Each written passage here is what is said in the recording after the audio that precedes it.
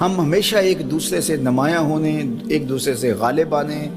اور دوسرے کو نیچا دکھانے کے چکر میں رہتے ہیں۔ وہ ہم اپنے گھر کی تعمیر سے شروع ہو جائیں،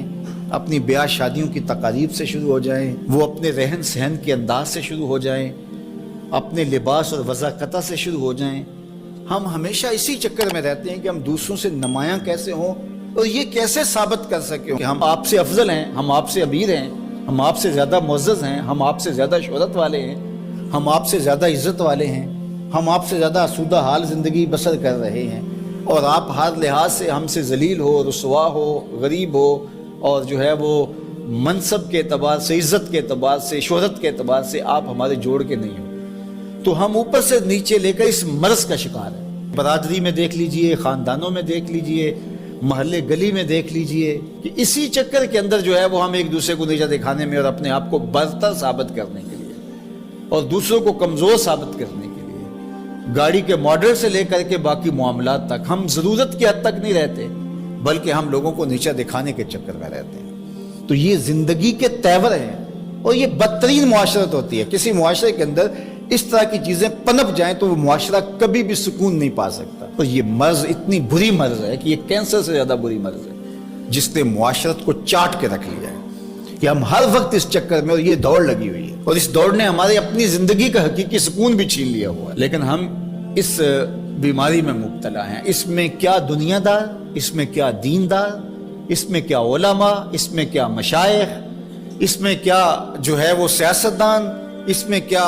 جو ہے وہ اعلیٰ مناصب کے اوپر براجمان لوگ، سب لوگ جو ہیں وہ اسی چیز کے اندر مبتلا ہوتے ہیں، اور وہ اپنے سے نیچے کو اور نیچا اور شعوری طور پہ جو ہے وہ اس کی تذلیل کرنا اپنے لیے باعث فخر سمجھتے ہیں۔ تو یہ وہ چیز ہے جو معاشرتوں کو چاٹ جاتی ہے، اور کسی بھی معاشرے کا یہ حسن نہیں ہو سکتا۔ اب میرے اور آپ کے آقا و مولا نے نفی کرتے ہوئے کتنی سخت بات کہی، لا یؤمن احدکم، تم میں کوئی شخص مومن نہیں ہو سکتا۔ کیا ہے شرط ایمان کی؟ حتی یحب لاخیہ ما یحب لنفسہ، جو اپنے لیے پسند کرتا ہے وہ اپنے مومن بھائی کے لیے پسند کرتا ہے۔ اور ہم ذرا دیکھیے کہ ہم کھڑے کہاں ہیں۔ اور کسی زمانے میں ہم سنتے تھے کہ جو صوفیاء ہوتے ہیں وہ ایک دوسرے کو ترجیح دیتے ہیں، اور آج تو ہم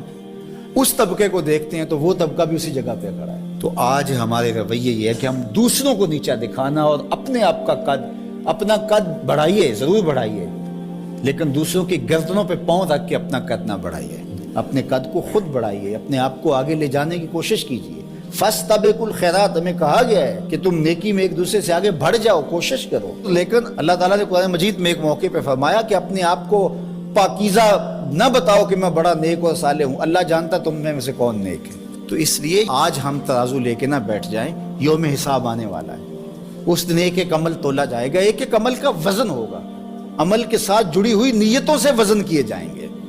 جو نیتیں دکھائی نہیں دیتی۔ آج میں دکھائی دیتا ہوں، میرا عمل دکھائی دیتا ہے، میری نیت دکھائی نہیں دیتی۔ ہاں مجھے حکم ہے کہ میں آپ کے بارے میں اچھا ظن رکھوں، آپ کو بھی حکم ہے کہ آپ میرے بارے میں اچھا ظن رکھیں، گمان اچھا رکھیں، خام خواہ کی بدگمانی میں مبتلا نہ ہوں۔ اس کا ثواب ملے گا کسی کے بارے میں اچھا گمان ہے، لیکن حقیقی نیتوں کا علم اللہ تعالیٰ کے پاس، اس لیے نیت پر ثواب مرتب کیا ہے۔ چور بھی جاگتا ہے، چوکیدار بھی جاگتا ہے، دونوں رات جاگتے ہیں، لیکن ایک محمود ہے، ایک نامحمود ہے، ایک کو سزا ملے گی، ایک کو جزا ملے گی۔ جاگ تو دونوں ہی رات رہے ہیں، لیکن فرق ہے دونوں کے جاگنے میں۔ اس لیے اچھی نیات سے فائدہ پہنچتا ہے۔ اگر اللہ نے مجھے وقتی طور پہ یہاں اونچی جگہ پہ بٹھا دیا ہے اور آپ لوگ ادب سے مجھے سن رہے ہیں، تو اس کا یہ مطلب نہیں کہ میں بڑا ہی ہو گیا ہوں۔ یہ اللہ جانتا ہے کون بڑا ہے، پتہ نہیں آپ میں سے کون کہاں کھڑا ہے،